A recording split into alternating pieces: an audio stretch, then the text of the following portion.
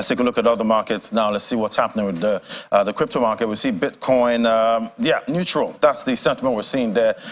Looking at the fear greed index, showing that traders are neither bullish or bearish at this time. They're neutral in the middle. Let's look at the top cryptocurrencies we tracked. $29,174. There's down 0.89% at 8 a.m. this morning. That's what Bitcoin is trading at. Ethereum, that's 0.74% down. So we're seeing marginal declines this morning for most of the top cryptocurrencies there.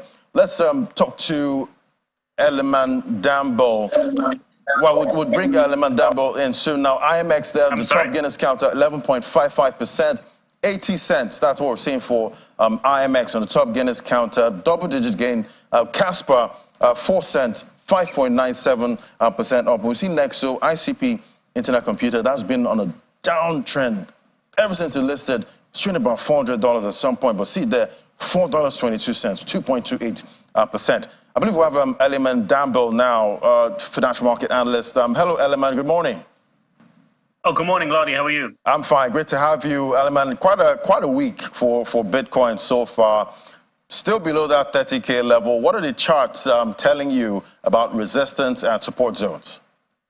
Yeah, no, it's been interesting. Of course, a few weeks ago, we saw Bitcoin climb to a 15-month high, I believe, after the Ripple ruling, breaking briefly out of that 30K or 32K level. And of course, since then, it has been on a downtrend now, as you rightly say, settling on a floor of around 29K. So that floor of 29K does seem to be firm now, but it does look like there is some optimism that it could potentially move back towards 30K. Especially in the event if the relative strength index of 14 days goes above the 45 level.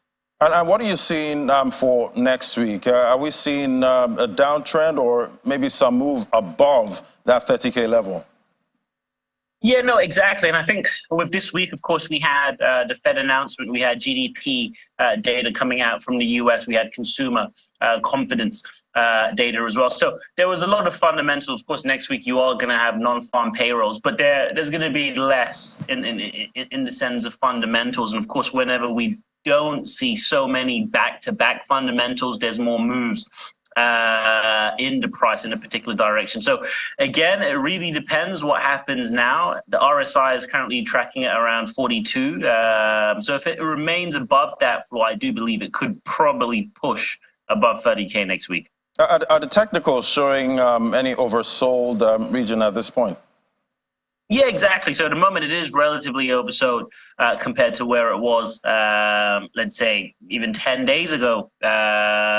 So again, it is somewhat at a floor now. So it is found a floor in terms of being oversold, which is why I believe bulls could potentially re-enter the market to take the price not only above 30K, but potentially towards 32, which is the real resistance level. The next real resistance for Bitcoin is absolutely 32K.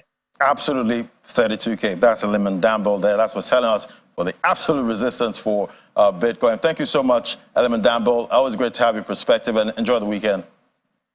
Thanks so much. Likewise. All right, now, let's look at the top losers now. Let's see, make it out. Top in that counter, 5.98%, $1,167 per coin. And we see SNX on that counter. Theta was, that was up yesterday, but now we're seeing a pullback, maybe some profit taking, 77 cents, 4.16%. So that's how the market is looking today. It's neutral, not bearish, not bullish at this point. We'll see what happens next week in these markets. So that's